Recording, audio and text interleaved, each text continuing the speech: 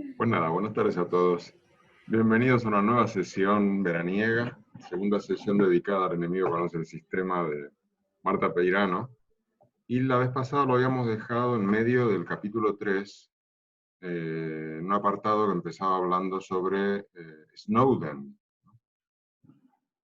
Digamos que hoy vamos a completar ese capítulo y vamos a ver los otros 4 capítulos más, pero ya los títulos de los capítulos son bastante elocuentes. Este tercer capítulo se llama Vigilancia.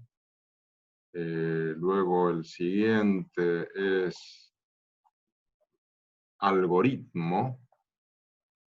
El quinto, revolución, que es el momento en el cual parece que el sector digital está llegando a la perfección, ¿no? De lograr a través del capitalismo una especie de revolución socialista. El sexto, voy bajando, ¿no? El sexto, el modelo de negocio, que en síntesis el modelo de negocio sería juntar datos para poder venderlos en forma de publicidad. Y el séptimo, manipulación, cómo se ha empezado a utilizar estos sistemas para influir en la opinión de la gente e influir en las elecciones, por ejemplo. Entonces, volviendo para atrás, a ver. En este capítulo 3 hay un apartado que me gusta mucho, ahora vamos a llegar a él. Pero bueno, empezando por el tema de Snowden, que hay que recordar que Snowden fue la persona que prologó el primer libro de Marta Peirano y a la que conoció haciéndole una entrevista para diario.es, es decir, que es como un referente que ella tiene, quizás sea la influencia por la cual ella está así como en una especie de actitud alternativa, que luego voy a hacer una pregunta sobre qué opináis de Marta Peirano, cuál es su posición, si la terminaremos viendo encarcelada junto a Julian Assange o la veremos en programas de televisión de alta audiencia. Pues, bueno, dice la primera filtración de Snowden se refería al registro de llamadas de los usuarios estadounidenses de la empresa de telefonía Verizon, realizado por la Agencia de Seguridad Nacional. La segunda filtración, a los 2 días, fue sobre el acceso directo del gobierno de Estados Unidos y de sus principales socios, Reino Unido, Australia, Nueva Zelanda y Canadá, a los servidores de las principales tecnológicas, Google, Facebook, Apple, Amazon y Microsoft. Un acceso sistemático y secreto derivado de la ya mencionada Patriot Act y conocido como Proyecto Prisma. Los papeles de Edward Snowden eran escandalosos porque demostraban que los ciudadanos estadounidenses habían sido espiados por su propio gobierno en su propia casa, vulnerando derechos fundamentales protegidos por la Constitución. Bueno, esto da lugar a un siguiente apartado que se llama Centinelas Celestes y de cómo todos estos sistemas se basan en una red de satélites que está permanentemente monitorizándonos, ¿no? Las empresas que realizan análisis por satélite se dedican a contar y vender dicha información. Por ejemplo, cuántos paneles solares tenemos, cuántos barriles de crudo circulan por el mercado, el volumen previsto de las cosechas, las cabezas de ganado, la cantidad de personas en un determinado lugar. También cuentan la cantidad de vehículos que hay. Dice, en el contexto de la crisis climática, la soberanía de las infraestructuras de control y gestión de recursos valiosos como el grano, la ganadería o el agua, es tan crucial como la capacidad de trazar el movimiento de las personas. Los satélites son solo una parte de esta gran infraestructura, además de un elemento crucial en el sistema de supervigilancia que los consorcios han bautizado como 5G. En 2015, la Agencia Geoespacial movió GVS a la nube de Amazon, AWS, que ahí da pie al siguiente apartado, que es muy interesante, que es que lo llama el Estado soberano en la nube, que para mí fue sorprendente, pero resulta que el negocio de la nube, que es uno de los principales negocios de Internet, la mitad de él está en manos de Amazon, bajo el nombre AWS, ¿no? Y es el negocio más lucrativo que tienen. Y en los servidores de Amazon se aloja más de un tercio de Internet. El gran competidor que tiene es Alibaba en Asia, ¿no? Y entre los dos están repartiéndose el mercado global de almacenamiento de datos. Y además la nube consume una cantidad de energía alarmante que está en constante aumento, ¿no? En 2020 ya se esperaba que emita el 4% de las emisiones globales de CO2. Dice que hace un tiempo que la nube es más que el almacén de la World Wide Web. La pequeña semilla que plantó Tim Berners-Lee en su oficina del CERN ha sido devorada por un complejo sistema de procesamiento de datos donde se está produciendo la gran carrera armamentística del siglo XXI, el desarrollo de la inteligencia artificial. Entre las principales funciones está almacenar gigantescas bases de datos y procesarlas con algoritmos de aprendizaje automático, Machine Learning y profundo, Deep Learning, para terceros. Luego pasa a un apartado en el cual pone de relieve a un personaje también muy representativo de esta movida digital, que es Peter Thiel, que es un exalumno de Stanford y que es el fundador de la empresa Palantir, que es una empresa, él estuvo en la fundación de Facebook junto a Zuckerberg. Lo que pasa es que luego en 2004 creó Palantir, una empresa en la que desde el principio tuvo aportación de dinero de la CIA. Y el objetivo de esa empresa es hacer minería de datos para el control de la población. Es decir, todo dispositivo conectado a Internet está conectado a Palantir.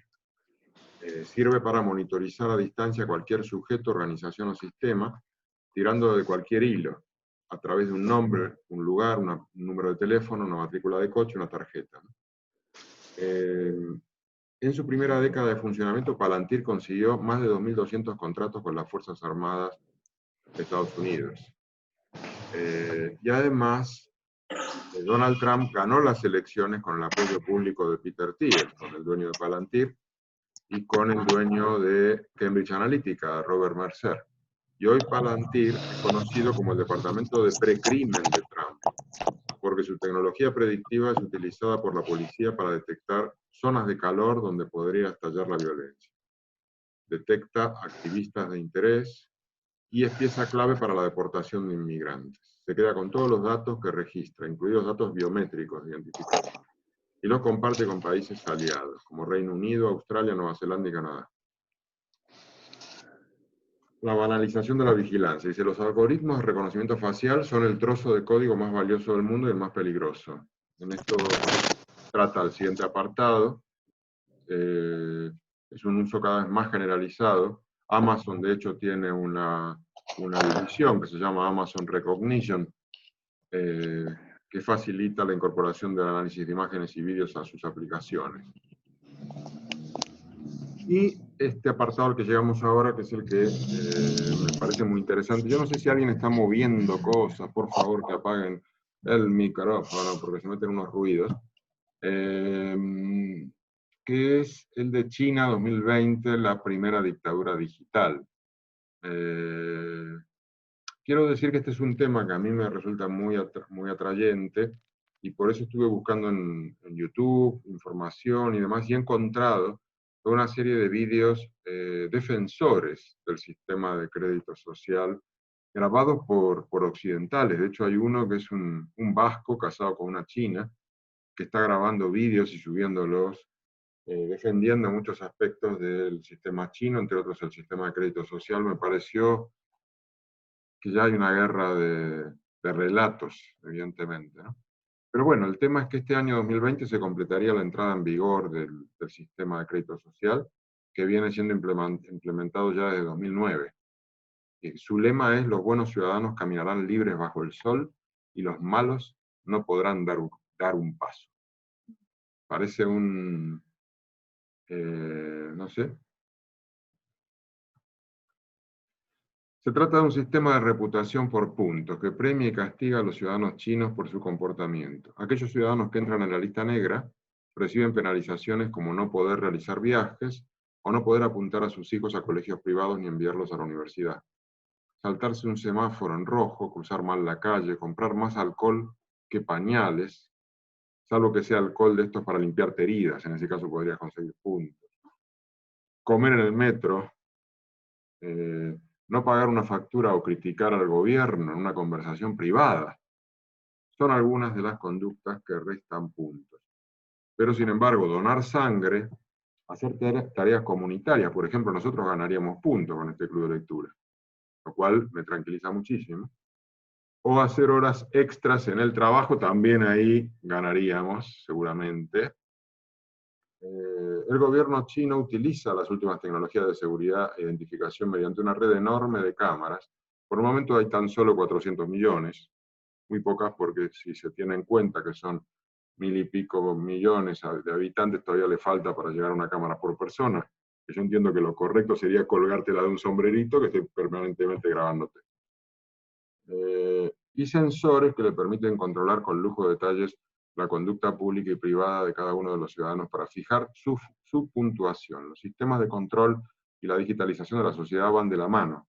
China es uno de los países más avanzados en este sentido, en el que ya la mayor parte de la población cobra, presta y gasta a través de aplicaciones móviles como WeChat y Alipay.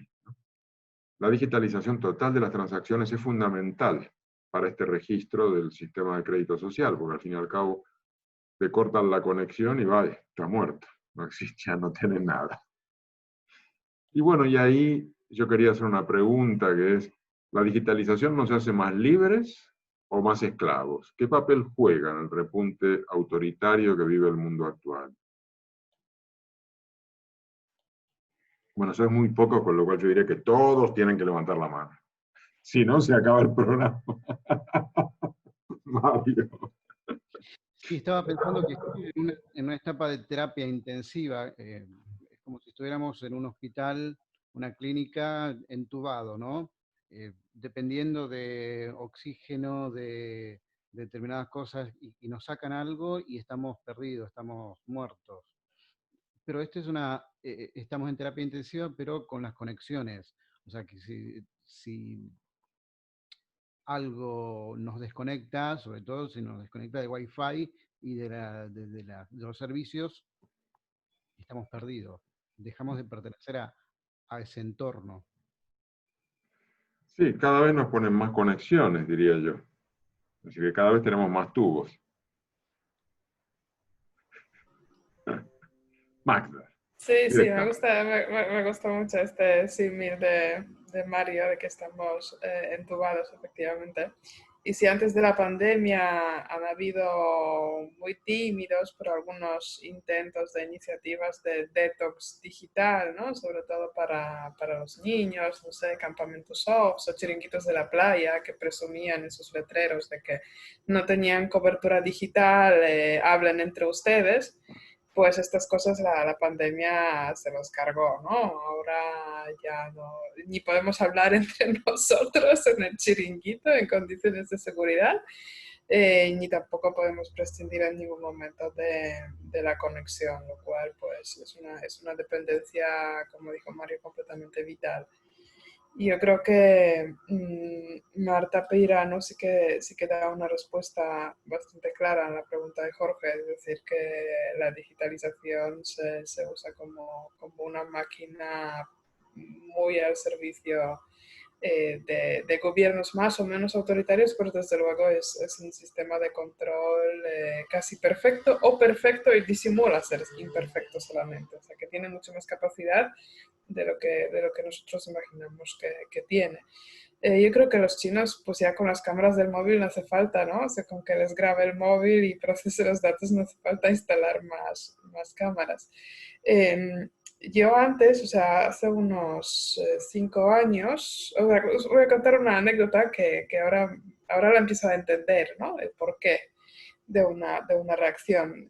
Tengo una amiga china que ahora está en China, pero que vivió en Barcelona unos años, y ella siempre se sentía muy incómoda cuando le hacía preguntas sobre el Tíbet, el gobierno chino, pero eso se entendía, ¿no? Porque consideré que hay que tener tal vez una confianza ya mayor para hablar de estos temas, pero lo que más me sorprendió fue una reacción cuando intenté aperestarlo, regalarle o animarle a que lea un libro de Jung Chang, que es una autora china vetada en China, Cisnes Salvajes concretamente, porque su discurso era así como muy pro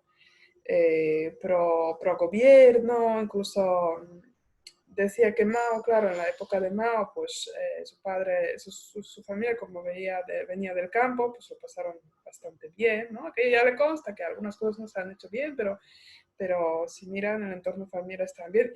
Y cuando le intenté dar este libro, la reacción fue, ahí sí que fue ya no me lo des, no lo quiero, no. Entonces ahora con el crédito entiendo que ella si le pillasen leyendo este libro, pues seguramente le retirarían la beca, que por supuesto era una beca gubernamental. Para conseguir esta beca, pues ella tenía que ser miembro del Partido Comunista. Y dices, pues sí que tienen este control, ¿no? Eso fue, yo creo que unos años antes del sistema de crédito social, pero ya tenían este chip, aunque a lo mejor no estaba todavía en marcha el mecanismo, pero el chip de que todo hay que hacer correctamente porque tenían, pues yo creo que ya lo tenían puesto.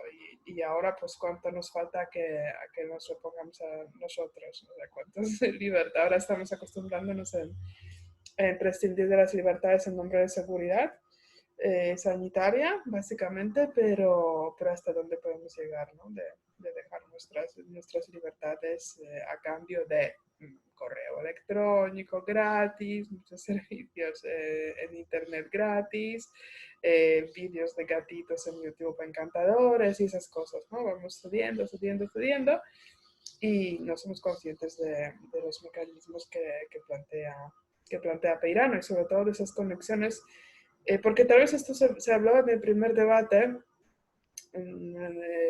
hace 2 semanas, de que claro, no pasa nada, nosotros somos ciudadanos buenos. normales, entre comillas, y por lo tanto, ¿qué más da que saben todos de nosotros? Pues no pasa nada, ¿no?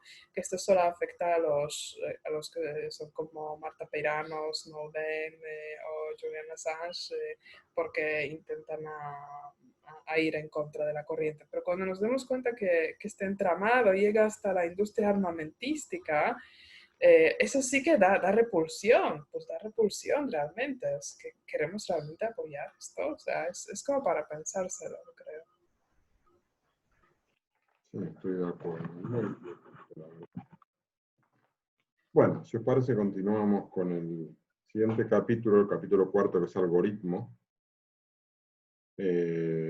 Bueno, que comienza hablando cómo en 2016 una computadora, AlphaGo, derrotó a los grandes maestros del Go. Bueno, AlphaGo derrotó a los grandes maestros del Go, el juego este, aplicando un nuevo nivel de inteligencia artificial basado en algoritmos que imitan el pensamiento intuitivo del cerebro humano. Fue un hito en la historia de la inteligencia artificial que finalmente ha logrado aprender igual que los niños, desarrollando inteligencia mediante la observación de ejemplos. De este modo, la etapa inicial de la inteligencia artificial, que se basaba en una especie de fuerza bruta, ¿no? De hacer todos los cálculos necesarios para analizar todas las posibilidades, ha quedado superada por lo que se llama el machine learning. Los algoritmos que aprenden y se mejoran a sí mismos son utilizados por instituciones y empresas, creando una capa oscura de control y decisión que condiciona nuestras vidas de un modo tan creciente como impenetrable, al estar protegidos por propiedad intelectual, práctica que en el mundo anglosajón ya tiene un nombre propio: math washing. Es decir, el algoritmo te asume la responsabilidad. Las empresas utilizan los algoritmos como un modo de tomar decisiones controvertidas de una manera automática. Marta Peirano cuenta el caso del pasajero de United Airlines que fue obligado por la fuerza a bajarse del avión, a pesar de que tenía el billete perfectamente comprado y tal, pero es que había overbooking y el algoritmo analizó a quién hacer bajar, y lo hizo bajar a él para que ocupase su lugar alguien que tenía más millas acumuladas. Es decir, él no tenía la cantidad de crédito social suficiente para quedarse en el avión y fue sacado por la fuerza.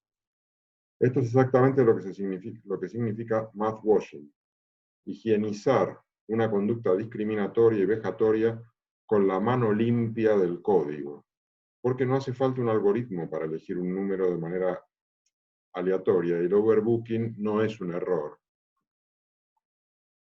Los algoritmos están también detrás del modelo de precios dinámicos, que comenzaron en el año 2000, con la fijación del precio de los billetes de avión en función del nivel de demanda y capacidad de pago de cada usuario.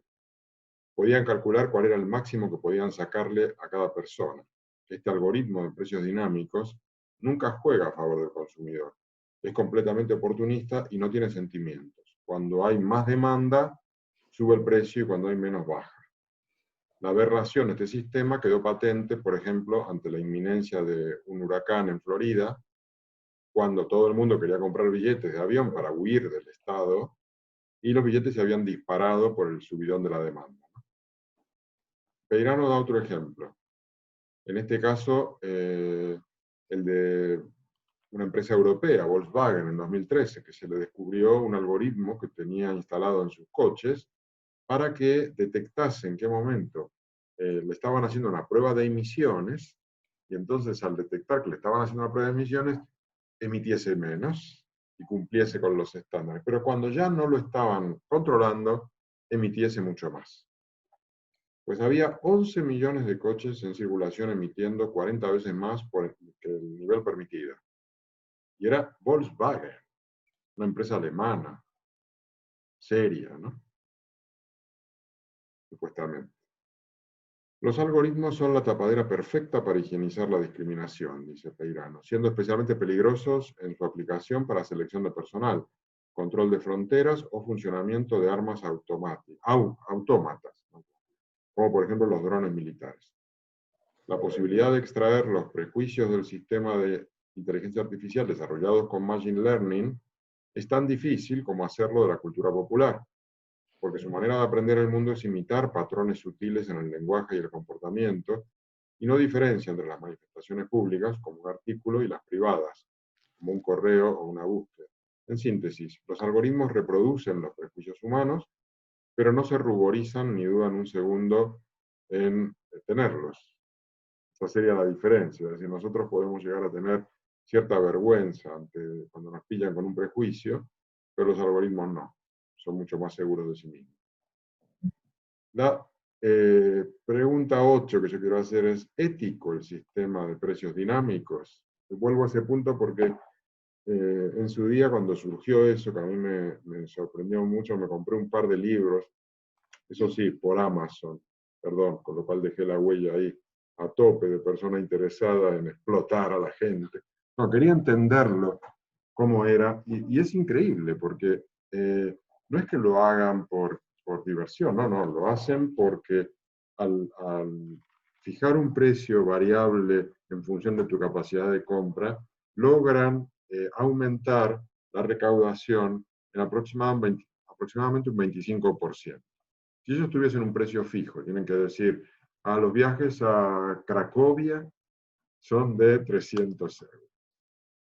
Y todo el mundo paga 300 euros, pues bueno, con 10 aviones por semana ganan X. Pero si aplican el sistema de precios dinámicos, ganan X más un 25%.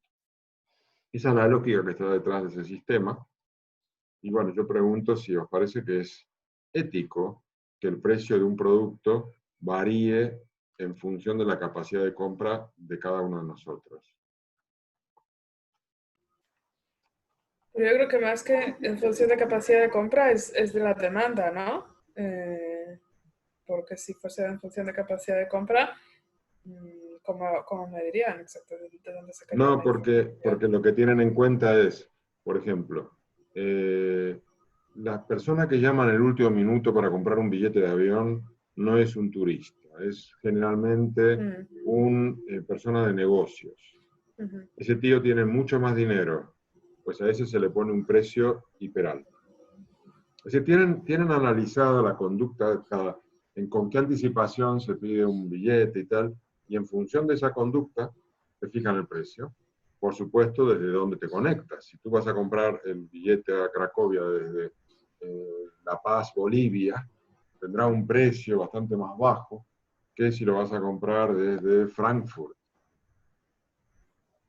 O sea, está todo analizado para ver cuál es la capacidad de dinero que tiene esta gente y sacarle el máximo. Bueno, si tenéis interés, os puedo pasar esos dos libros.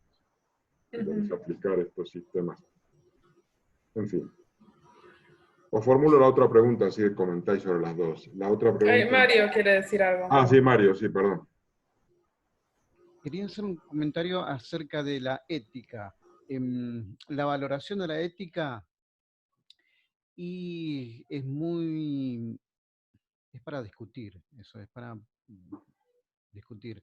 Porque, por ejemplo, si yo cometo un delito frente a un amigo, es perdonable, es charlable, es discutible. Está, sí se puede perdonar o negociar. Pero el castigo frente a un Estado es tácito y es indiscutible. O sea, una autoridad tiene derecho a pegarte y no ser cuestionado, por así en sentido estricto, ¿no? ¿Y dónde está la ética ahí? O sea, el poder y la agresión, si viene del Estado, si está avalado por el Estado, la ética no existe.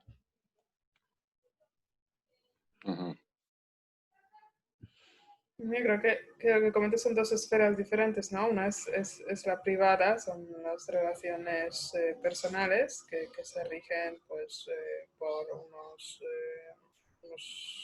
convenios que hay dentro del contexto, mientras que el Estado pues, dispone del aparato de la violencia legítima.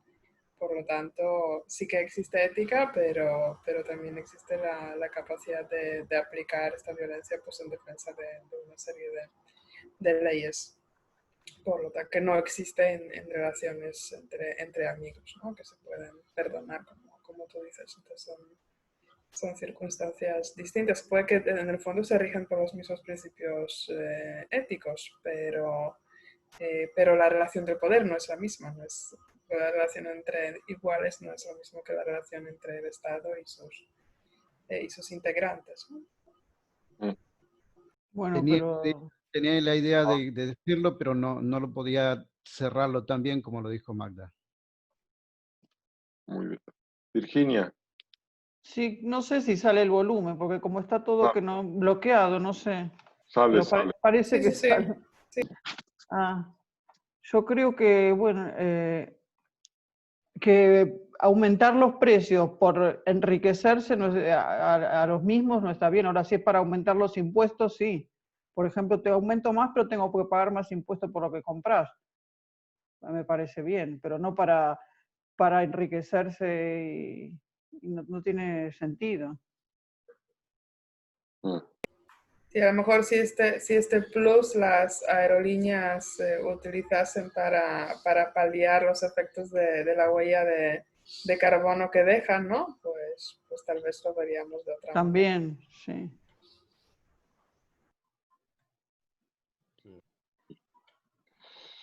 Yo creo que no es ético, pero bueno.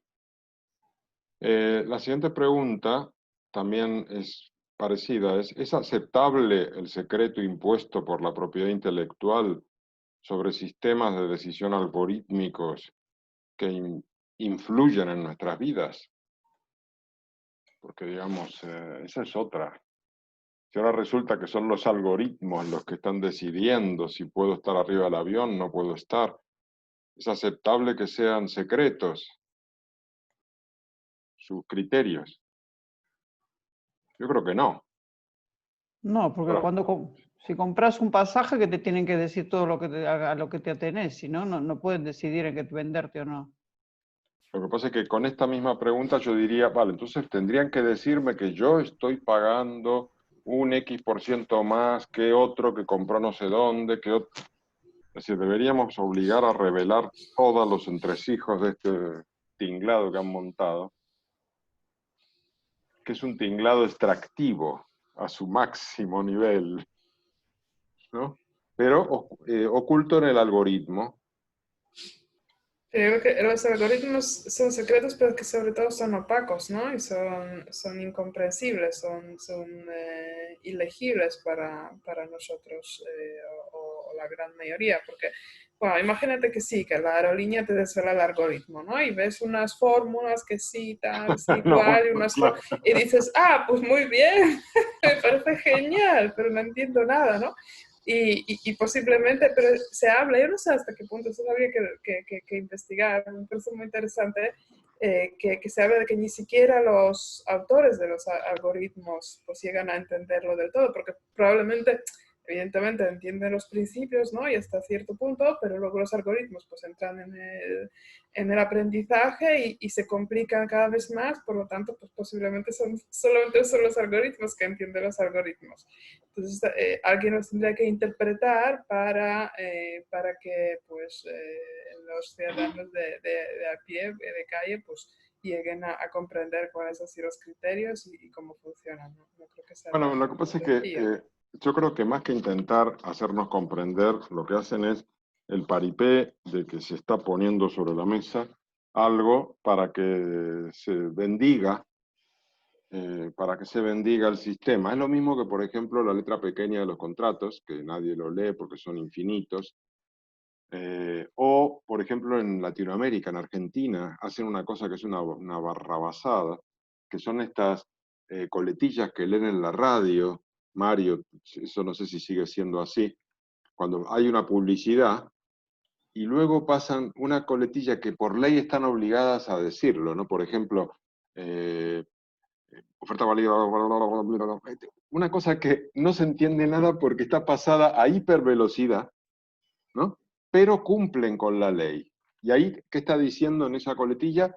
Que esta oferta solo es válida si tienes 50 años de casado con no sé qué, sí, con lo cual todo lo que te dijeron fue mentira, pero ahí te lo aclaran. Lo que pasa es que nadie lo entiende, porque se pasa a toda velocidad. Y eso se acepta. La única manera de entenderlo es grabarlo y luego reproducirlo, que tú tengas un ordenador que te permita estirarlo para volver a su velocidad normal y ahí lo entiendas. ¿Quién va a hacer eso? No sé, Batman, en la Baticueva.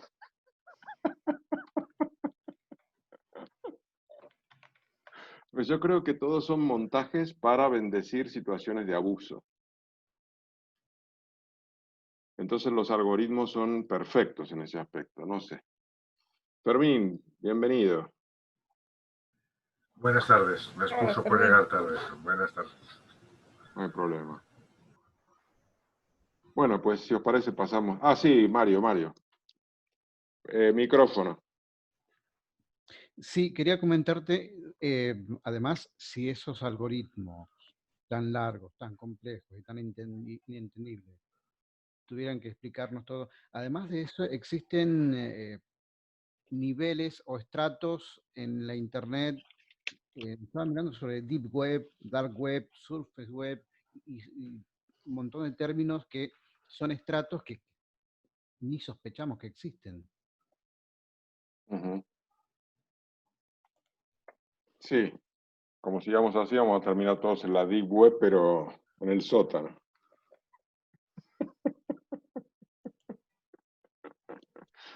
Es como una cosa que a mí me resulta atractiva. A mí algún día me gustaría ver la Deep Web, en qué consiste. Yo no sé, yo me lo imagino como una cosa oscura, toda llena así como de, no sé, burbujas flotando. No sé la verdad, no sé cómo imaginármelo.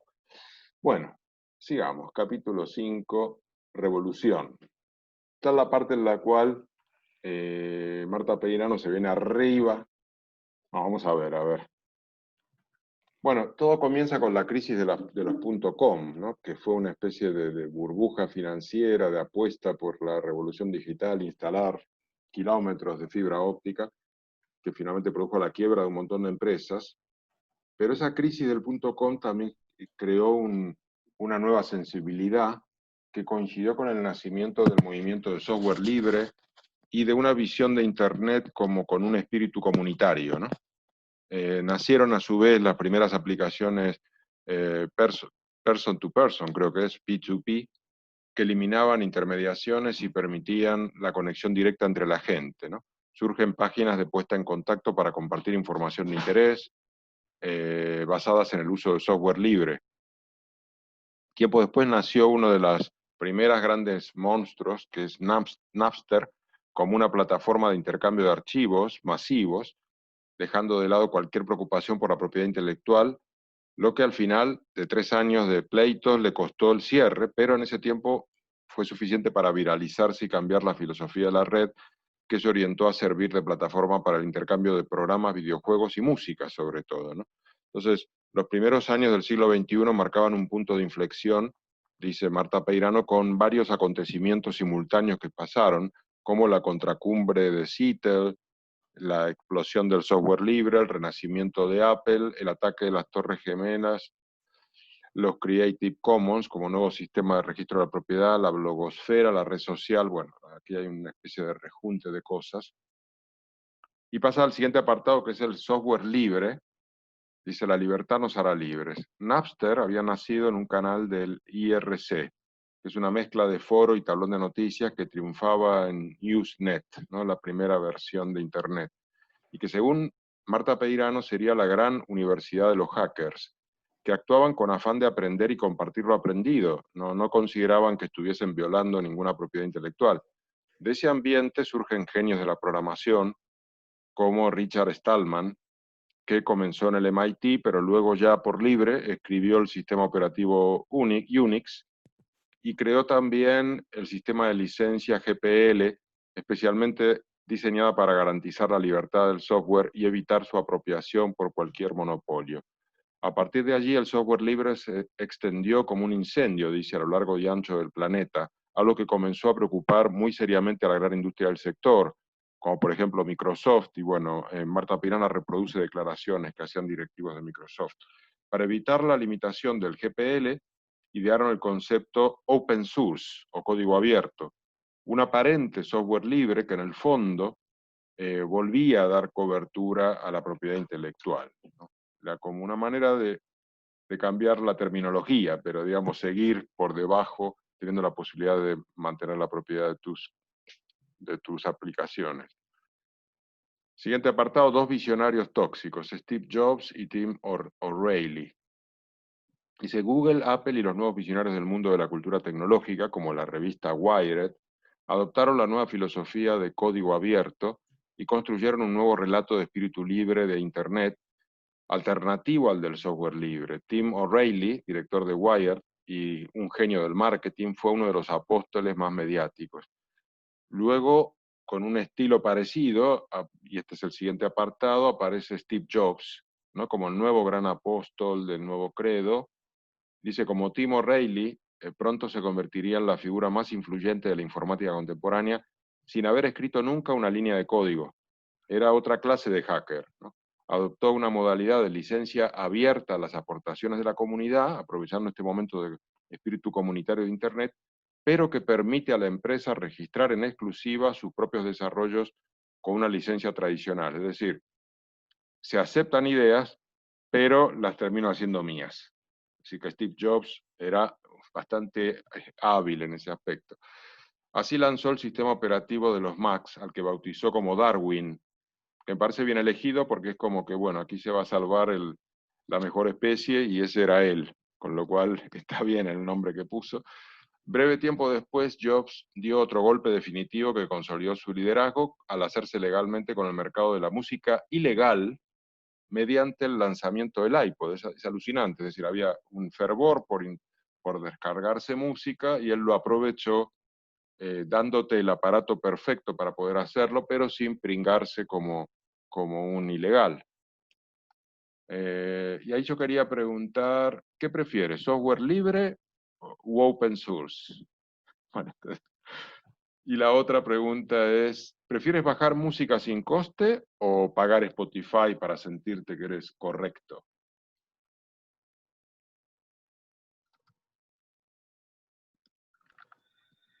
Fermín. Yo soy software libre, absoluto. Me dedico a tener software libre, siempre he tenido software libre. No conozco Windows, no sé cómo funciona. Me encanta no saber cómo funciona absolutamente. Windows creo que es una caja negra que hace cosas que nunca sabemos qué es lo que hace. Software libre sí es saber qué es lo que hace tu software. Y en cuanto a la música, prefiero música sin coste. Yo toda la vida sigo saliendo a caminar con mi teléfono móvil, con mi smartphone, pero con la música de la radio FM, o sea, todos los smartphones, excepto los iPhone, que los iPhone no tienen radio. No sé si sabéis que el aparato de radio de un smartphone es la cosa más pequeña del mundo, es la cosa mínima. Pero Apple decidió que se oyera música a través de Internet, o sea, a través de consumo de datos, cosa que es increíble y fue un acuerdo que tuvo Steve Jobs. Realmente era inteligente para ganar dinero. Yo siempre he usado Android, pero Android fundamentalmente porque tengo radio. Yo antiguamente iba con mi radio puesta, con mis auriculares, y es lo que sigo haciendo. Evidentemente, música sin coste. La radio funciona con música sin coste, de vez en cuando meten alguna publicidad en alguna cadena, pero soy pro eso, más que Spotify, evidentemente. No sé cuál es vuestra opinión. Pues te admiro mucho. Yo no conozco el software libre. Soy totalmente mainstream. Lo cual no sé si es motivo de orgullo. Espero ganar algunos puntos en el social credit por ello. ¿Tú, Magda? Bueno, yo desafortunadamente también voy en el mainstream. Yo creo que es un poco por pereza, ¿no? El tema de software libre seguramente requiere mínimo conocimiento, ¿no? Y el Windows te lo traen en bandeja y si es empresa, mejor que mejor. No tienes que pensar, no tienes que hacer nada, apretas el botón, te dejas llevar y ya está, ¿no? O sea, que es un poco cómo funciona. Y pues lamento, la verdad, nunca haber hecho un esfuerzo por software libre porque me llama la atención, pero pues eso requiere un poco de investigación y salir de la zona de pereza y confort. Y peor aún, pues apago Spotify, lo cual ya, ya es un hundimiento total. Bueno, pero no, a ver, no creo que lo hagas porque te sientas obligada, sino porque te parece correcto. Sí, o sea, me parece bien. En un momento determinado, pues Spotify dominó, ya no se compra discos en ningún formato, bueno, están en las ventas con los vinilos, pero yo no sé, francamente, ahora mismo no sé ni si se venden discos, yo creo que esto es una cosa ya completamente obsoleta. O sea, vinilos para los coleccionistas y demás, sí, pero los CDs todavía existen como... no lo sé, ¿eh? No sé ni dónde se venden. Sé de que hay tiendas de vinilos, más o menos los tengo ubicadas, pero yo creo que en FNAC todavía los tienen, no sé, o cosas así. Bueno, total, que llegó el momento de Spotify y sí, me apunté a la movida. Y es más, o sea, incluso llegué a recomendarlo, eso ya es. Sí, yo también tengo DVDs, Mario. Tengo DVDs, tengo mi colección de DVDs. Es más, estaba a punto de tirarla, pero me lo prohibieron en casa y es verdad, tienen cierto valor sentimental, entonces ahí están. Y nada, ahí están los DVDs, pero escuchamos Spotify todos. Sí. Pues yo creo que en función de la edad de cada uno, ocupamos más o menos estantes, ¿no? En mi caso tengo los discos de pasta, los cassettes, los DVDs, también los vídeos VHS, y ya si hubiese conservado algunos discos de estos chiquititos de, no me acuerdo cuántas revoluciones, 75 revoluciones, no sé, esos que iban más rápido, también tenía. Ahora, más allá no llego, no sé, no... Pero bueno, esto es una demencia, es como estar todo el tiempo cambiando de tecnología. Pero bueno, es así, es el tren en el que vamos. A mí lo de Spotify me pareció bien una vez, porque quería organizar una fiesta del club y entonces me conecté con eso de los 30 días gratis, pero luego no me olvidé de borrar, me tuve que pagar, pero luego ya después me borré. En teoría me parece bien, pero no me gusta pagarlo. No sé, es un pequeño problema. En fin. Bueno, pues seguimos adelante y de lo que trata ahora es del tema de la propiedad intelectual, porque claro, en esta situación de Internet colaborativo, sin embargo, también surgen un montón de aplicaciones de autoedición, que permitió que haya un boom de compositores y de creadores que hacían sus propias músicas, sus propias obras, y que había ahí una cuestión de registro de propiedad. Y bueno, Lawrence Lessig creó un sistema de licencia flexible, siguiendo el modelo del código abierto, de tal manera que fuesen unas licencias que pueden estar abiertas un rato, pero cerradas después. Con ese criterio nació Creative Commons, que se convirtió en un nuevo estándar de registro de la propiedad. La trampa de la inteligencia colectiva. Dice Marta Peirano, relaciona la evolución del mercado informático y el uso de Internet con el movimiento de contestación anticapitalista y de búsqueda de un mundo más solidario que tuvo su bautismo en la cumbre de Seattle en 1999. La promesa de la blogosfera, vivir para contarlo juntos. El segundo capítulo de dicho movimiento lo representó la cumbre del G8 de Génova en 2001, con 4 veces más asistentes, unos 200.000, y una represión policial sin precedentes que se saldó con la muerte de un manifestante de 23 años con un disparo en la cabeza de un carabinieri. Estas circunstancias coincidían con el auge del llamado periodismo ciudadano y la aparición de los blogs. La primera versión de Blogger era ya de 1999, y lo que había comenzado como una batalla por el acceso a la información se estaba transformando en una guerra por escribir la historia desde puntos de vista distintos. Pronto tendrían 2 grandes aliados esta tendencia, uno moderado, llamado Wikipedia, y otro más extremista, llamado Wikileaks, dice Marta Peirano. Tal como indica, llega una era dorada de colaboración, inspirada en el modelo de la Wikipedia y el open source. Por su parte, Julian Assange decide usar las redes para revelar los códigos fuente como modo de desmontar la manipulación y revelar la verdad, eliminando todo intermediario. Un nuevo ecosistema mediático. Apoyada en el nuevo espíritu colaborativo, nace la Web 2.0, que se propone aprovechar la inteligencia colectiva, aprender de hechos y construir sobre sus contribuciones. Es el modo elegante de genios del marketing como O'Reilly para permitir que las principales empresas se hagan multimillonarias, explotando trabajo no remunerado y espiando a millones de personas desprevenidas sin que les parezca un escándalo. El nuevo ecosistema incorporó luego a la plataforma de conferencias TED, creada originalmente por el arquitecto Richard Burman, cosa que me levantó el ánimo, y ahí me di cuenta que los arquitectos nos metemos a hacer cualquier cosa. Él fue el que creó la plataforma, conectando la industria tecnológica con la del entretenimiento y el diseño. Más adelante las redes sociales dan un paso de gigante con la incorporación de los likes, que permiten la interacción y la medición de éxito de cada post, dando origen a los influencers. En su afán de monetización, Google lanza la plataforma de publicidad AdSense, que da origen a híbridos con apariencia de blog, que en realidad lo que buscan es la mayor cantidad de interacciones y abren el camino al fenómeno de las fake news.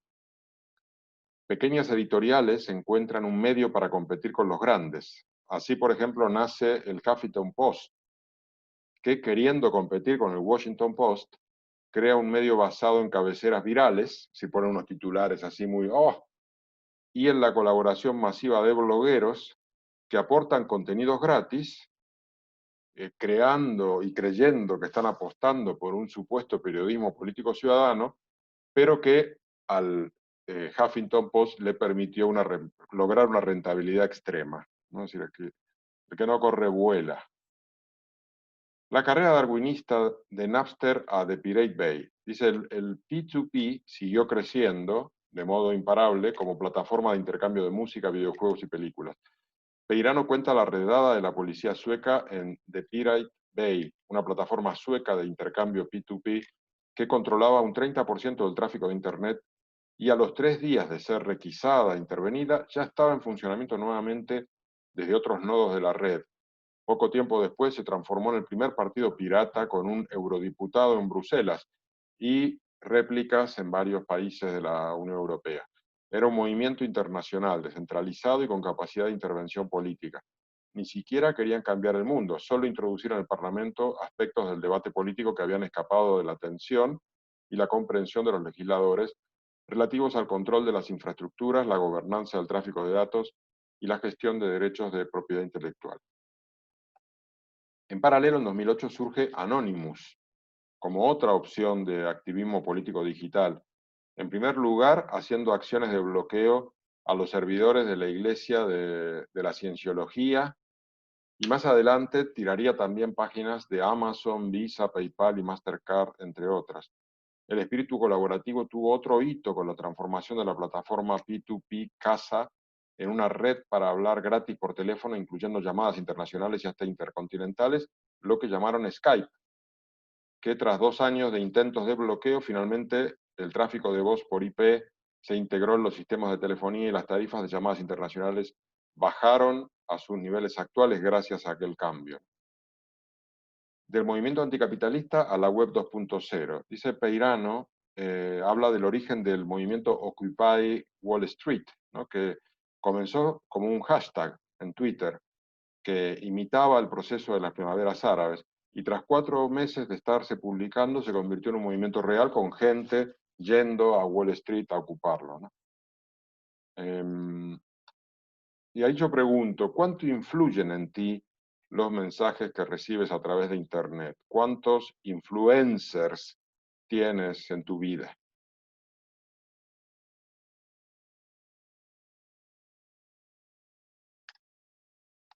Ahora me decís que ninguno y entonces ya no puede ser.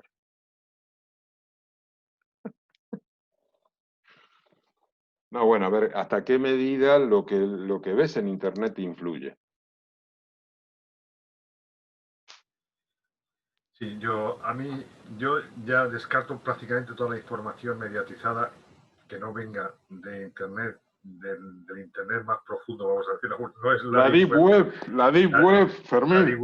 La Deep Web me parece fantástica, Os invito a que la visitéis algún día. ¿Cómo se hace? Muy fácil. Normalmente nosotros accedemos a Internet con un navegador, ¿es cierto? El navegador que generalmente la gente usa suele ser el de Windows.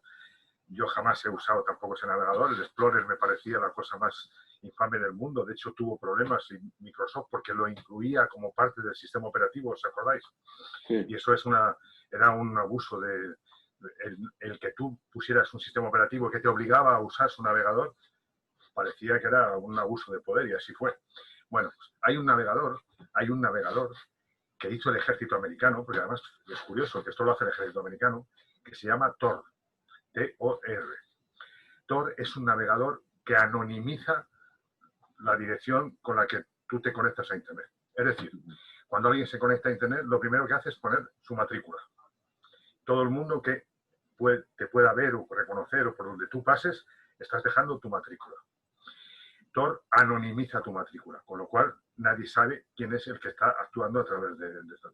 Este navegador lo hizo el ejército americano para evitar que fuera matriculizado. Con ese navegador ya solo, instalando ese navegador que es libre, que está abierto, que se puede ver cómo funciona, cómo se ejecuta, ese navegador anonimiza. A partir de ese momento es cuestión de encontrar una vía de acceso a la web, a la Deep Web, que es tan fácil, y entras en páginas que ya no tienen las URL típicas. Nosotros cuando nos conectamos a cualquier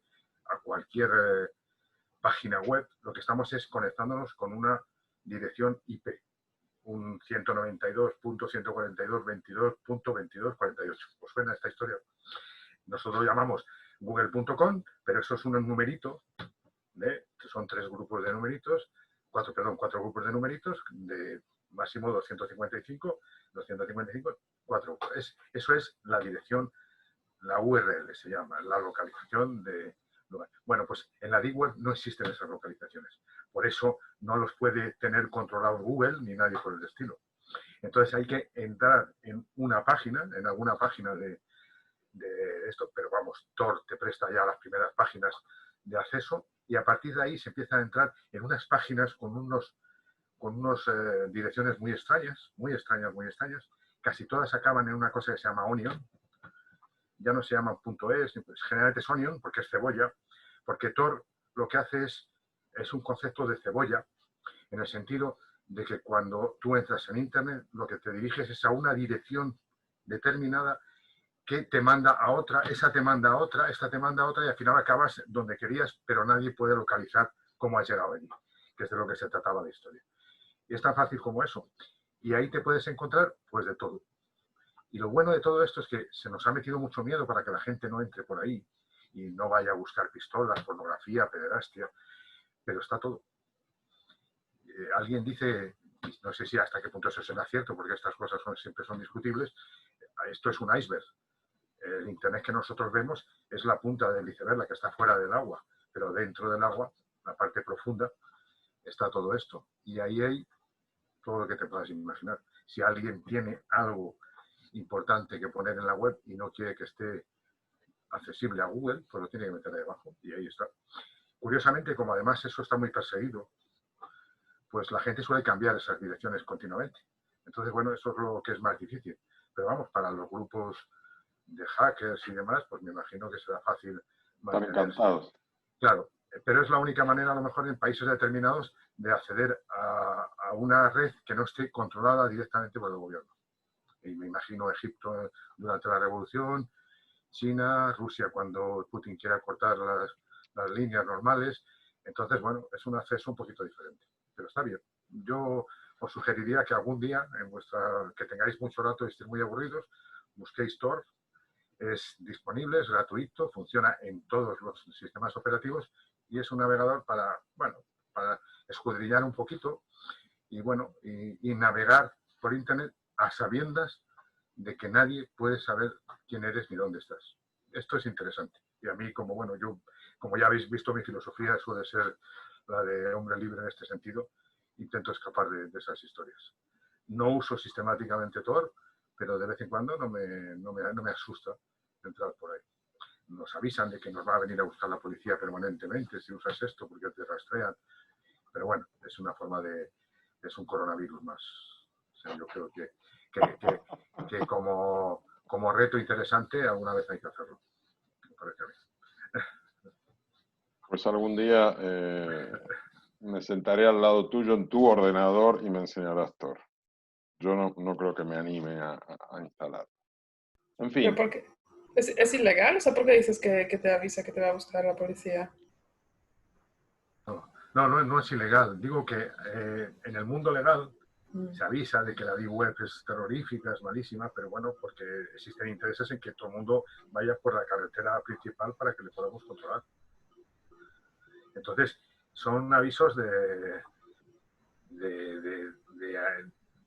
intentar evitar que la gente se vaya por caminos que no son controlables.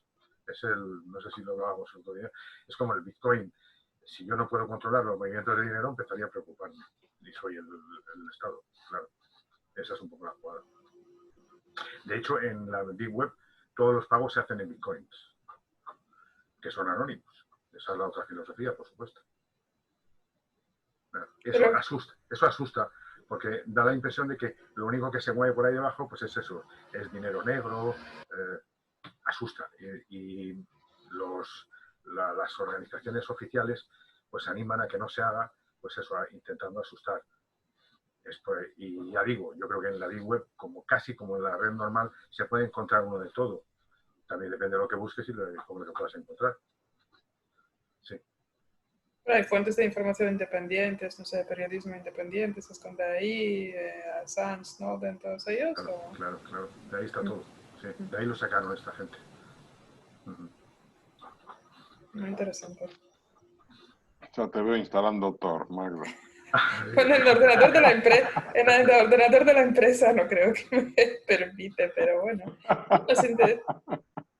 Es muy interesante, ¿no? Y no por morbo, porque pues no hay ninguna necesidad de encontrar contenidos desagradables, pero sí ha de haber lo que dice Fermín, ¿no? Fuentes que simplemente tienen un nivel de independencia o provienen de países o de zonas donde solo se pueden expresar ahí, me imagino. Claro, tienes que pensar que cuando navegas por Internet no eres una persona anónima, eres una persona absolutamente controlada. No hay ningún paquetito que viaje por Internet que no lleve vuestra matrícula. Y en esa matrícula lleva una cantidad de cosas impresionantes. A veces Y yo creo que lo dice Marta Peirano en su libro. A veces no hace falta coger la información que tú mandas, sino a veces los metadatos. No sé si os suena eso de los metadatos, sí. Pero en los metadatos va la persona que lo escribió, en qué ordenador lo escribió, qué dirección MAC tiene el ordenador que lo escribió, con qué dirección IP lo mandó. Esos metadatos a veces dan más información que lo que es el propio mensaje. Entonces, verdaderamente, lo bueno de esta historia de Tor, que yo creo que conocerlo no está de menos, simplemente eso, lo que hace es que te anonimiza. Y entonces, bueno, pues puede ser interesante, sobre todo a la hora de hacer una maldad. Pero claro, no es mi idea hacerlo, pero sí tener algunas veces cierta anonimización que no tiene ningún interés que la gente sepa esa historia. Es interesante. Yo creo que es conocerlo y tenerlo ahí. De hecho, es el único navegador que aconsejaba a Snowden. Snowden usa todos los sistemas de este tipo, no usa WhatsApp, usa Telegram, no usa todas estas cosas. Son todos estos productos que han salido de estas web que son un tanto anónimas, ¿no? Que es lo interesante realmente. Es como una especie de año cuando estábamos saliendo a Bacini y os hizo una pregunta que si os gustaría tener un año de gigas, que es el que daba invisibilidad, ¿no? ¿Es esto? El Tor sería un año de gigas, pero en digital, ¿no? Claro. El problema es que a veces en Internet tenemos la impresión de que tú en Internet eres anónimo y ese es el error. Yo tenía un compañero que continuamente era atacado por hackers. Y me decía, ¿y a mí por qué me atacan? Y le dije, porque tú vas siempre por internet con una bandera diciendo, soy vulnerable, soy vulnerable. Entonces, cuando uno es vulnerable, es más fácil que se le ataque. Y os voy a decir algo más. El más vulnerable es el que vaya con un Windows de la mano. atrae mucho a los hackers. Los atrae como moscas. Ser un Windows es ser fácilmente vulnerable. Y es atractivo para la gente que... No voy a decir que para hacer daño, sino a veces para fisgar o para... Pero Windows es una pequeña banderita que dice soy vulnerable, soy vulnerable. Nada más. Pues nada, gracias, Fermín. No, muy interesante, la verdad. Bueno, pasamos al capítulo 6. Nos quedan 2 capítulos, 6 y 7. El 6 es el modelo de negocio. Dice, el modelo de negocio de Facebook se basa en la obtención de datos personales para permitir la realización de publicidad lo más personalizada y precisa posible. La técnica perfecta para conseguir dichos datos se consiguió con las cookies, ya en 1994. Un trocito de código que se pega a tu navegador cuando pasas por un sitio web y que le dice al servidor de esa web quién eres, ¿no? Esto es un poco lo que estabas diciendo, ¿no, Fermín? La concentración de talento en Silicon Valley rivaliza con la de los Álamos, dice Peirano, pero en lugar de armas nucleares se están pergeñando sistemas de extracción de datos. En 2008, Facebook incorporó a Sheryl Sandberg como nueva jefa de operaciones. Ella venía de ser la mentora de Google de sus plataformas de publicidad, AdWords y AdSense. Con Sandberg, Facebook mejoró radicalmente su modelo de monetización bajo un nuevo lema, que es hacer del mundo un lugar más abierto y conectado. Incorporó las APIs, que permitieron el uso de aplicaciones diseñadas para extraer millones de datos de usuarios mediante juegos y encuestas, y fue también la introductora del botón de like, el último grito en lubricante social, dice Peirano, y fue también mentora de la compra de datos a data brokers y de la compra de Instagram en 2012. Compraventa de datos personales. Los data brokers son empresas que se dedican a la compra-venta de bases de datos personales. Su trabajo es reunir bajo una sola identidad toda la información dispersa que existe sobre cada persona. La integración de todos estos acumuladores de datos en el algoritmo de Facebook disparó los beneficios en un tiempo récord. Yo pregunto, ¿la publicidad personalizada que recibes por Internet te influye o pasas de ella? Porque yo siento que no me influye para nada, yo la estoy cerrando todo el tiempo. Sí, está demostrado que influye y mucho. ¿Ah, sí? Estadísticamente, sí. Okay. Eso está demostrado. Probablemente a ti no, o no a todas las personas, pero ellos saben muy bien a qué se dirigen. De hecho, Cambridge Analytics, por ejemplo, cuando diseñó la campaña de Trump, no se dirige a todos los candidatos, sino que se dirige a los que han sido elegidos. Entonces, ellos saben muy bien a qué se dirigen. De hecho, Cambridge Analytics, por ejemplo, cuando diseñó la campaña de Trump, no se dirige a todos los candidatos, Claro. adictos a Trump, se dedicaba a aquellos que eran indecisos, busca determinados patrones y Sí, funciona, y les funciona. Evidentemente la publicidad funciona. Sí, además tiene un retorno fantástico porque la inversión es nula prácticamente. Solamente cuando haces un clic, ¿no? Pagas y pagas unas cantidades ínfimas. Y en cambio, pues a pesar de que parecemos inmunizados, pero sí, es una publicidad que tiene un retorno brutal. A mí me irrita un montón, pero bueno, pues me causa un efecto un poco a la inversa. pero entiendo que no, que mayoritariamente es muy rentable. Bueno, justamente el último capítulo es manipulación, que es donde habla de todas estas cosas y de Cambridge Analytica y demás. Y Peirano utiliza como símil la novela de Orwell, ¿no? 1984, símil del mundo digital opresivo y manipulador que estamos construyendo, ¿no? Una mentira que se repite suficientemente se convierte en verdad con facilidad en las redes, dando lugar al concepto de hechos alternativos, que ella también nos recuerda que ya había sido usado por Bush, no es algo de Trump, en 2003 durante la invasión de Irak. La máquina de propaganda infinita. Se refiere aquí a Goebbels y al tratamiento de la comunicación del régimen nazi, tiene un largo apartado sobre ello. No, los leopardos se comerán tu cara. A diferencia de 1984, en la actualidad nadie nos obliga a estar todo el día pegados a la pantalla. La distopía que hoy vivimos, dice Peirano, ha sido creada de manera casi accidental por un pequeño grupo de empresas para hacernos comprar productos y pinchar en anuncios. Su poder no está basado en la violencia, sino en algo mucho más insidioso, nuestra infinita capacidad para la distracción. Peirano hace referencia entonces a un mundo feliz de Huxley por el grado de integración total que tenemos con el sistema que nos manipula. Uno de los aspectos de dicha manipulación es la velocidad. Y ella dice, el acto de pensar es transformador, pero no telegénico. Requiere pausa, paciencia, una ralentización del tempo que sería tan desconcertante en un programa de televisión como en un espectáculo de Las Vegas. Por ello, la información en las redes y el scroll down que hacemos en las pantallas va a 1000 por hora, ¿no? Operación Infection. Internet es el vehículo idóneo para la difusión de noticias falsas, dando alas a las estrategias de desinformación. Peirano cuenta cómo la KGB difundió en su día la noticia falsa del origen artificial del SIDA, supuestamente creado en un laboratorio, lo que decía. Era una operación que se llamó Infection.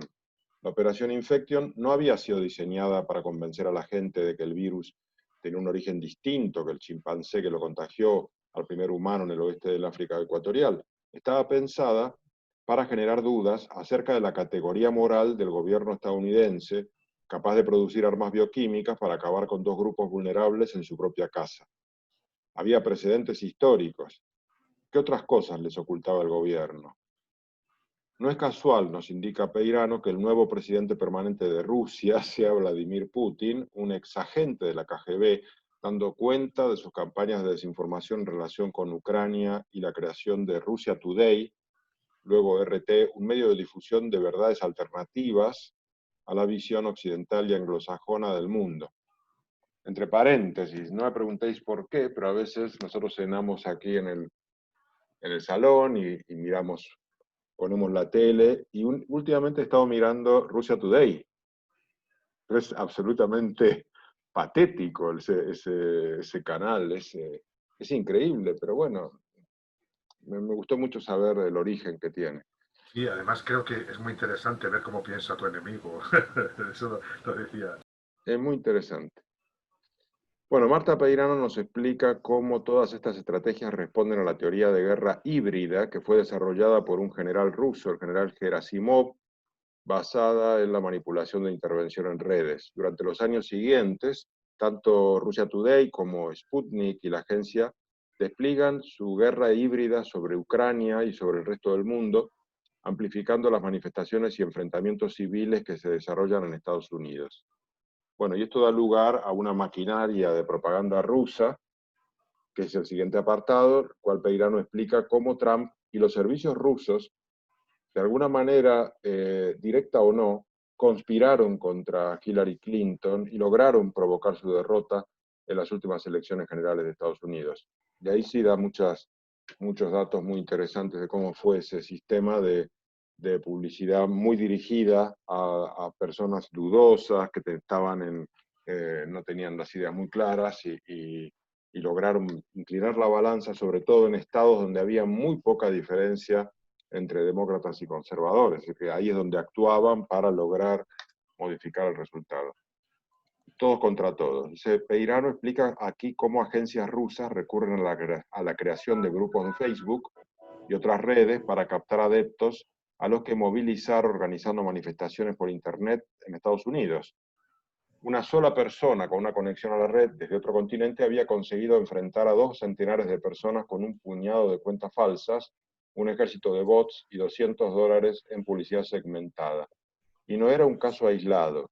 Otros 470 grupos en manos de docenas de cuentas falsas habían convocado otras 129 manifestaciones desde San Petersburgo a favor y en contra del derecho a llevar armas, a favor y en contra del matrimonio homosexual, a favor y en contra de los derechos para los inmigrantes, de escolarización en casa o de las becas para afroamericanos. La idea es integrarnos en grupos de pertenencia con un mismo sesgo ideológico y que dicha pertenencia refuerce nuestro posicionamiento. La confirmación de nuestro entorno refuerza los sesgos que nos han unido en primer lugar y los van radicalizando. Ya no somos vegetarianos, sino veganos. Ya no somos progresistas, sino radicales de izquierda. No somos personas, sino activistas de nuestra propia visión del mundo. Los de la bici no entienden a los del coche. Los vegetarianos no se hablan con los taurinos. Los de izquierda ya no pueden compartir ni un taxi con los de derecha sin empezar una furiosa discusión. Ya no tenemos que negociar nuestra visión del mundo con personas que no la comparten porque somos perfectos. Con estos grupos, las plataformas de publicidad segmentada hacen su agosto, creando un ecosistema constante sobre cada individuo, generando un mundo sin contradicciones a su alrededor, lo cual es tremendo, ¿no? Porque esto es como esas historias de políticos a los cuales les imprimen un diario a medida para leérselo todos los días y hacerle creer una realidad que no es. Y lo que está haciendo los grupos de Facebook y demás es crear una realidad a la medida de cada uno de nosotros para condicionar nuestras decisiones y es tremendo, ¿no? Es decir, es como, no sé qué opinión tenéis al respecto, pero bueno. Dice, no es política, es capitalismo. Uno de los centros de difusión de fake news, que hace referencia a Peirano, es un pueblo de Macedonia, se llama Vélez. En 2016, un centenar de sus habitantes comenzaron a sacarse unos 5.000 euros al mes promocionando contenidos virales usando las redes sociales y la plataforma de publicidad AdSense de Google. Su objetivo era ganar dinero.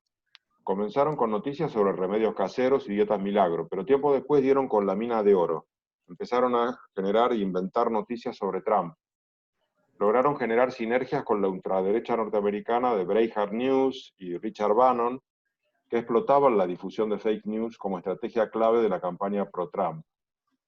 Y ahí trae otro ejemplo, que es el de Myanmar, cómo en Myanmar se utilizaron las redes sociales para condicionar la posición mayoritaria de la población budista, que es la mayoría de la población en Myanmar, y que de alguna manera esa población acepte que había que exterminar a la minoría musulmana de los rohingyas, a los cuales el ejército de Myanmar exterminó prácticamente 13.000 personas en sus propias casas, según denuncia Médicos Sin Fronteras, y todo esto se logró mediante una campaña de deshumanización en las propias redes.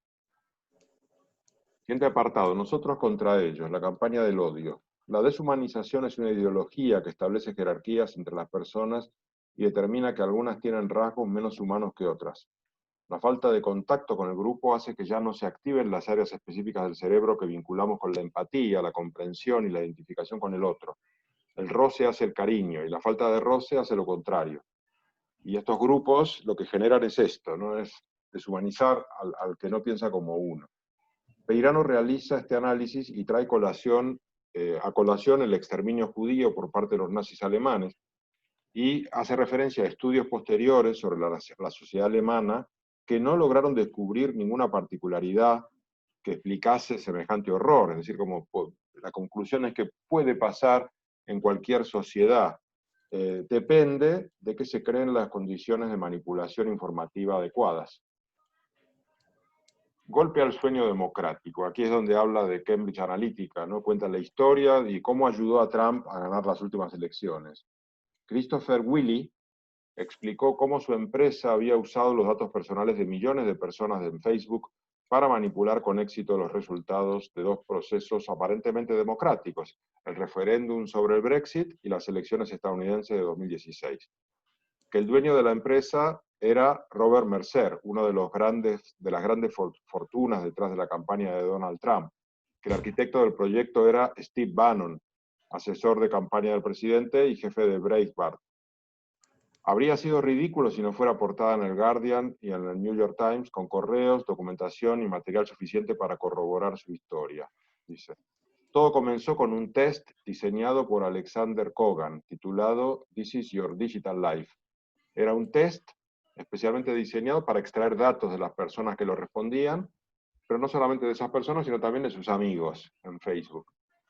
Luego, los datos recopilados, Cambridge Analytica los compró.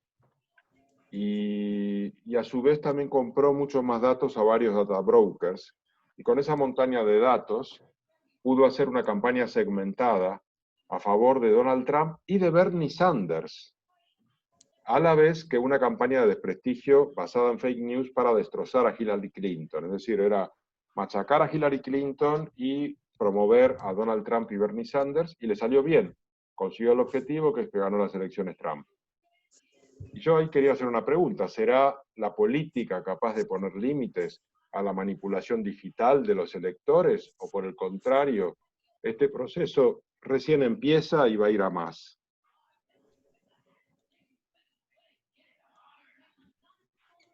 Yo quiero pensar, pero es un sueño optimista, que algún día los gobiernos les dirán a todas estas empresas: yo aceptaré, Google, que tú entres en España, pero tengo que ver qué hace tu código en cada momento.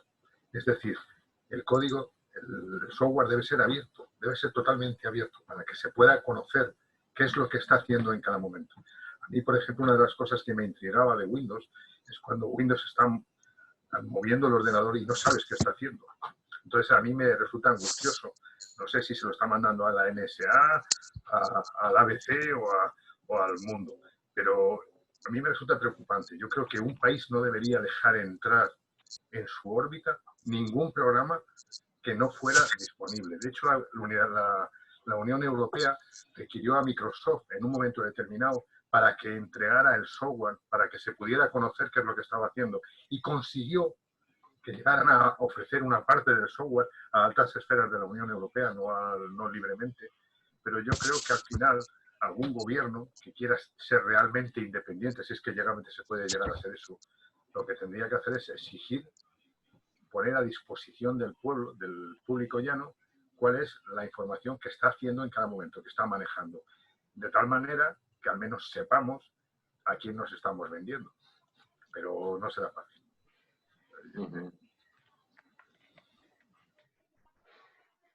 Sí, yo no sé, yo creo que esto recién empieza, porque las herramientas son cada vez más poderosas, con lo cual, ¿quién va a poder poner límite a eso? Si ya tenemos el ejemplo de cómo Trump ganó, ¿quién va a poder evitar que eso vuelva a repetirse? Pero ahora se conoce también los mecanismos, ¿no? O sea, se ha desvelado esta realidad que un chaval desde un piso soviético en Moldavia, desde su habitación ahí oscura y en la cocina haciéndose el té, pues de repente piensa que su mina de oro pueden ser los supremacistas blancas en Estados Unidos, que su ideología tal vez le trae completamente sin cuidado, ¿no? Pero detecta ahí un nicho del mercado, hace unos cuantos posts, compra una publicidad de AdSense o de Google, pues que es barata además, y lo coloca bien en los grupos que toca y la lía, ¿no? Eso es increíble. Esto es una cosa que es espantosa. O sea, No, es increíble, Mario. Micrófono. Sí, escucho esto y me abruma la capacidad que tienen esta gente de recolectar datos y de conocerme mejor que yo mismo, ¿no? Y pienso, ¿y esto por qué lo hacen? ¿Por una ambición de poder? ¿Por una apetencia económica? ¿Por demostrar que son mejores que otros? ¿Por qué? ¿Cuál es la finalidad? Yo creo que es una apetencia económica, porque lo que hacen es que luego comercializan esos datos. Es decir, ellos, cuanto más datos recopile, bueno, más gente habrá interesada en comprármelos. Yo creo que esa es la filosofía de Mark Zuckerberg y todos estos. Yo tengo que sacar datos de todo este montaje y luego los datos los vendo. Hasta que se acaben, ¿no? Porque el día que ya tengan todos los datos sabidos y por haber, ya no haya ni una sola pizca más de información que extraer, ¿no? Que sepan hasta el color del calzoncillo que te pusiste ese día. ¿Cuál será el siguiente paso? Ya no sé. Controlarnos totalmente. Es curioso, esto del pueblo de Vélez, hace poco lo veía en un documental, está ocurriendo en determinados pueblos de África, en los cibercafés de África. La gente prefiere, en vez de estar recogiendo basura en las zonas de pobres de algunos pueblos, irse a los cibercafés a ejecutar estos sistemas que hacían los de Vélez, ganando mucho dinero. Y están descubriendo que ganan más dinero haciendo fake news en cibercafés en África. Esto es impresionante. Sí, es increíble. Hola Enzo, bienvenido. No te conozco, pero te estoy viendo tomar mate, con lo cual te imagino que estás o en Buenos Aires o en Montevideo. Bueno, en realidad un poquito más al Bueno. alto, Uruguay, que qué horror, ya sabía que... Ríos. Muy bien, Bueno, entonces sabía que iba a meter la pata. por permitirme, perfecto. Muchas gracias por permitirme hoy participar, tal vez como mero escucha, aunque la temática del fragmento que tuvo un desfase horario, aquí son 15:30 de la tarde, y no calculé bien la transformación del horario que habían publicado, pero es que me tiene más que atrapado, pues son nuestras preocupaciones por esta zona también, toda la estrategia de manipulación y bueno, los límites del control en esta sociedad cibernética. Haciendo y en lo posible haré mis intervenciones sin irme demasiado de la temática. Bueno, pues muchas gracias. Un gusto. Mucho gusto. Bueno, seguimos entonces. Doctrina del shock a la carta. Dice, en el Laboratorio de Diseño e Ingeniería Humanocéntrica de la Universidad de Washington, Kate Starbird estudia un fenómeno interesante, la producción y distribución de noticias falsas y teorías de la conspiración después de una crisis. Su equipo las ha llamado narrativas alternativas, haciendo un guiño a los famosos hechos alternativos de Kellyanne Conway, la consejera de Donald Trump. Peirano da cuenta de varios ejemplos, algunos vernáculos, como por ejemplo aquí en la Comunidad de Madrid, la consejera de Educación Lucía Figar, que en su momento encargó un ataque combinado a la Marea Verde, este colectivo de profesores y trabajadores de la educación pública que protestaban contra los recortes. La verdad que es horrendo cuando lees todos estos ejemplos y algunos muy próximos. WhatsApp, el primer medio de comunicación de masa secreto. Y este también me pareció muy revelador, porque aquí Peirano cuenta cómo en las últimas elecciones en Brasil, Bolsonaro hizo uso de una estrategia de comunicación novedosa basada en la difusión de noticias en grupos de WhatsApp, que pasó desapercibida a los controles que sobre todo se estaban haciendo con Facebook y otras redes, y le permitió ganar las elecciones. Dice, fue la primera campaña ejecutada exclusivamente en redes sociales diseñada para la nueva ciudadanía, y estuvo asesorado por Steve Bannon, el jefe de campaña de Donald Trump y fundador de Cambridge Analytica. El equipo de Bolsonaro creó cientos de miles de chats que recibían un mínimo de 1000 mensajes diarios. También compró cientos de miles de números de teléfono en Estados Unidos para enviar los mensajes desde un origen desconocido. la campaña diseñó una estrategia combinada de pirámide y redes en la que los creadores generan contenido malicioso y lo envían a activistas locales y regionales, que después pasan la información a muchísimos grupos públicos y privados. Desde ahí, los mensajes se diseminan aún más cuando las personas crédulas los comparten con sus propios contactos. Y esto le da pie a Marta Peirano, al último capítulo, a anticipar lo que puede llegar a ser la siguiente frontera, que ella lo llama los grupos secretos.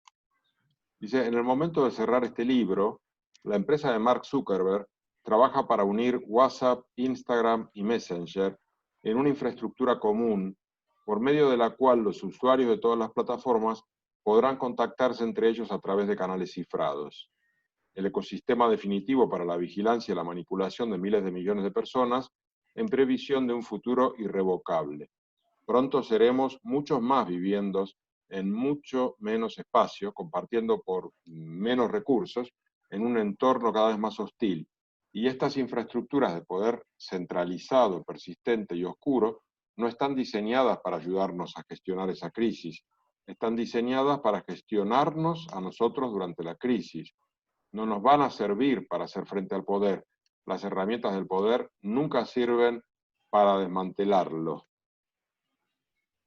Y bueno, de esta manera hemos llegado al final. Yo había hecho una pregunta final, que es ¿cómo definirías la visión de Marta Peirano? ¿Tiene un punto, podrías pensar que tiene un punto conspiranoico o tan solo revela una verdad oculta a la mayoría de la gente? Sí, Mario.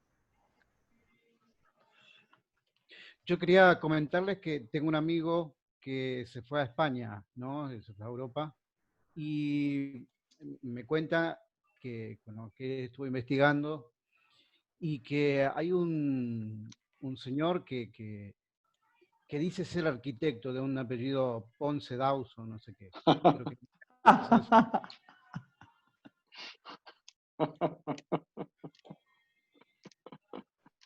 Muy bueno.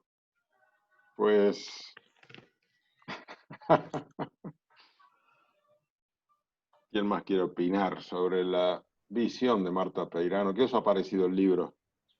A mí me ha parecido muy, muy interesante, muy esclarecedor. Creo que es una mujer que se lo ha trabajado muchísimo, lo ha investigado mucho y está muy bien planificado. Creo que nos intenta abrir los ojos a la gran mayoría del pueblo que como decía Magda, pues por comodidad, por tranquilidad, pasas olímpicamente de saber qué está haciendo el ordenador. A mí siempre me preocupó qué estaba haciendo el ordenador cuando yo estaba escribiendo algo, porque está haciendo cosas y a veces te preocupa si el chino o el japonés que se metía ahí dentro estaba haciendo cosas contra ti. Yo creo que esta mujer intenta ponernos a todos a la vista de que realmente hay algo más de lo que pensamos y es interesante que al menos lo tengamos en cuenta, por lo menos en determinadas circunstancias. Pero os iba a contar algo muy curioso. Hace poco descubrí un programita de libre distribución, está en todos los sitios, es fácil de conseguir, que coge cualquier fotografía que hayas hecho y te dice el día, la hora y el punto con latitud y longitud geográfica de dónde está hecha la foto. Con lo cual, si intentas trucar una foto o mandar una foto de Egipto desde Madrid, pues evidentemente en los metadatos aparecen estos datos. Es curioso, es una cosa facilísima, es meter la foto, pasarle el programa por la foto y te dice todo, casi te dice quién la ha hecho y con qué mano. Pero bueno, es curioso. Te dice además el aparato con que se ha hecho, si era un aparato conocido, si es un iPod. Es curiosa la cantidad de información que puedes sacar de una simple foto.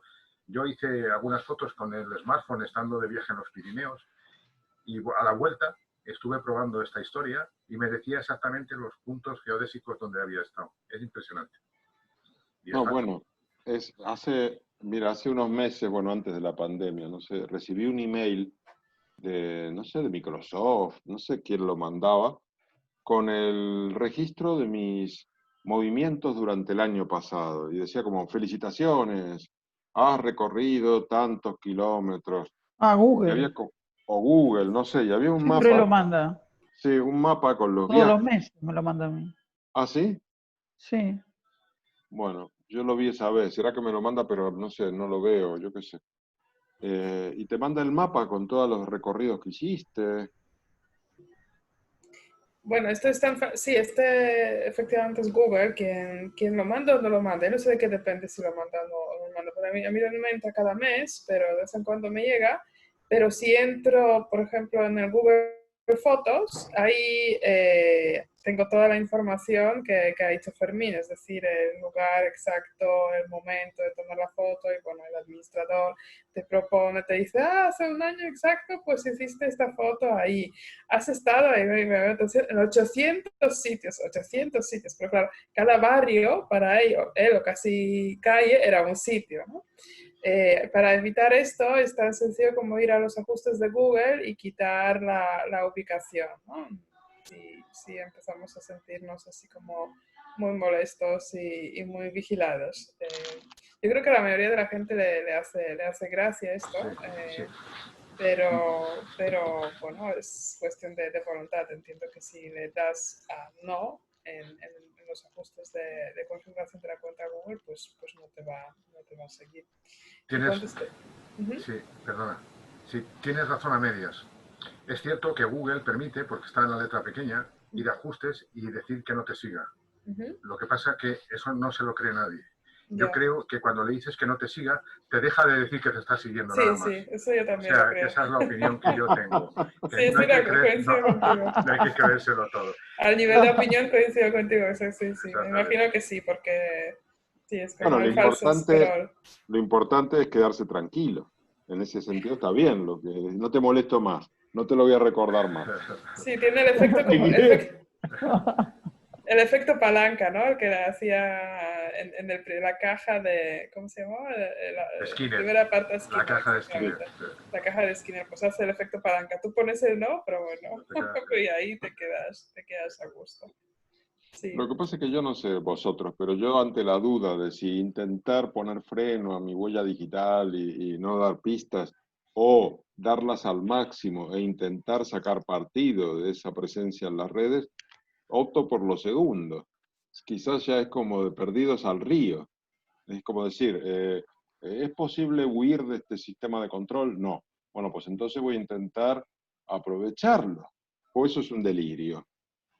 Digamos, pero yo, por ejemplo, a nivel profesional, intento aprovecharlo.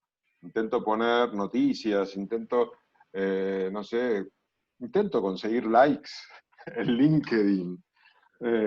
Intento que salga un cliente, yo qué sé. No sé, al final es como que he entrado por el aro, pero no sé, no veo muchas alternativas.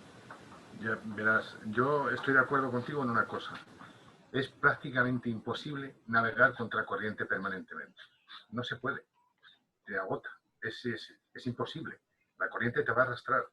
Entonces, al final, hay que aceptar que estamos en el río. Lo único que yo sugiero es que sepamos qué puede estar pasando en cada momento. A mí no me preocupa que la red tenga información nuestra. Me preocupa cómo me puede manipular.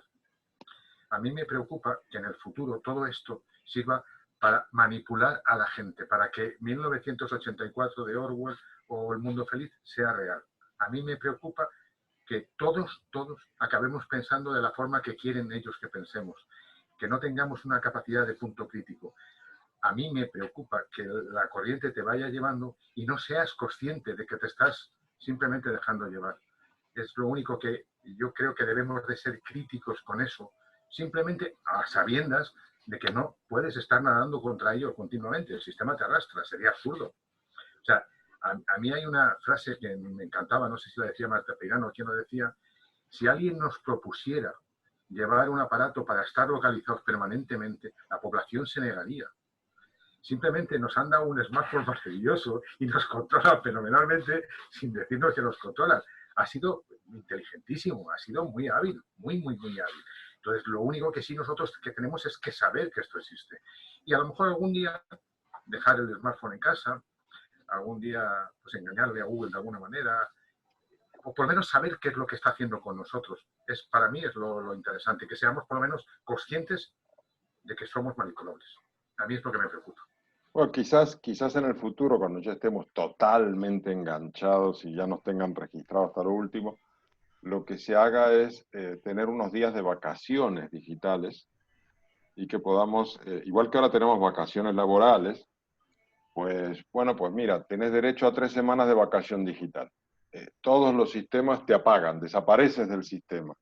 Entonces tú te quedas solo, te vas a caminar por aquí por el valle, yo qué sé, tal. Y luego vuelves. No lo sé, la verdad. No sé a dónde terminaremos. Pero a mí Pero me para, parece... No, sí, di. yo creo que para tener estas vacaciones digitales que tú dices, Jorge, pues hay que seguir un poco la prescripción de Fermín, que estoy muy de acuerdo de que esto va hacia el año 1984, o ya estamos en buena medida en este punto, ¿no? Porque los algoritmos pues saben muchísimo de nuestras preferencias y desde luego las sugerencias no se limitan a esta publicidad de zapatos que no nos gusta o del coche, no. Está mucho más sutil que aquello. Los contenidos, ¿por qué estamos tan enganchados? Porque los contenidos que nos ofrecen pues son súper atractivos. Y para poder ir de vacaciones digitales, pues hay que tener antes el poder de desconexión, yo creo, ¿no? Y yo sí soy partidaria de tener mayor control evidentemente no se puede evitar y el marketing corporativo pues se basa en publicar en redes sociales y todo esto, pero a nivel personal pues se puede tener cierta protección, límite y por qué no hacernos las vacaciones digitales a nuestro gusto, ¿no? O sea, no es tan realmente no es tan adictivo. O sea, sí es adictivo, pero el poder de engancharse está en nuestro cerebro, no en el factor externo. Entonces, yo creo que podemos si queremos, podemos tomar el control. A mí personalmente, en la etapa de confinamiento, que era mayor contenido digital y mayor presencia tal vez en redes sociales o al principio, me empecé a cansar. Y ahora estoy en esta etapa, ¿no? Nunca estuve muy fascinada, tengo que decir. Las redes sociales a mí no me fascinan. Por lo tanto, a lo mejor el desenganche no me cuesta, pero ahora es menos que seguir. Ahora es como, bueno, la verdad es que no me aportan tanto. Siento que me aportan cada vez menos, de hecho. Bueno, por lo menos te aporta una palmera y una playa fantástica, ¿no? Sí. Mucho ¿No? viento y sin despeinarla. Es cierto, sí. Es muy bueno, ¿eh? Bueno, pues nada, yo no sé si queréis decir, añadir algo más. Con esta sesión hemos terminado este libro. Y bueno, el sábado que viene vamos a hacer la segunda sesión sobre la vida secreta de la mente de Mariano Sigman. Sí. El libro que está que ha hecho la guía de lectura Magda, por tanto ya lleva la sesión. Pero ese libro, que tiene mucho contenido, le vamos a dedicar 4 sesiones. Lo que pasa es que haremos un parón durante agosto porque tenemos mucho calor aquí. Así que Descansaremos un poquito. vamos a descansar un poquito. Pero el sábado que viene sí os invito a venir. Y bueno, yo no sé, Enzo, si tú estás suscrito al club o no. Si no lo estás, te invito a hacerlo. Lo hice hace tal vez y por eso y alcancé a recién lecturas de temas supuestamente ya tratados. O sea, todavía no había dinámica, por lo tanto no sabía que hoy se trataba este libro que ustedes estuvieron hablando. Así que intentaré ponerme al día para acercarme a las temáticas que se debaten y vea desde mi y nuestros análisis individuales y colectivos aquí en la región qué podemos aportar. Hoy me quedo con enormes asociaciones de puras históricas que tengo sobre cuestiones del control. Una de ellas un cuento de Isaac Asimov que se llama Vida y Tiempos de Multivac, en donde la única manera de combatir contra el control de la cibernética, la máquina, una ruptura del algoritmo planteada por un matemático, un teorema que lleva a un desenlace fatal para el análisis cibernético, ¿no? Y bueno, y un film que podría recomendar, que también lo deben de conocer, Los límites del control, de Jim Jarmusch, que está muy interesante la propuesta de este director en torno a ello. Y agradezco nuevamente me hayan permitido participar, intentaré mantener presencia, a pesar de que en realidad en estas vacaciones laborales del COVID a nivel mundial, no tendría exactamente la misma acepción porque el teletrabajo invadido el ámbito docente del cual pertenezco, hemos retenido en producción y síntesis y un cambio de interrelacionamiento dinámico entre la función docente y nuestro estudiante que ha implicado mucho más horas de trabajo.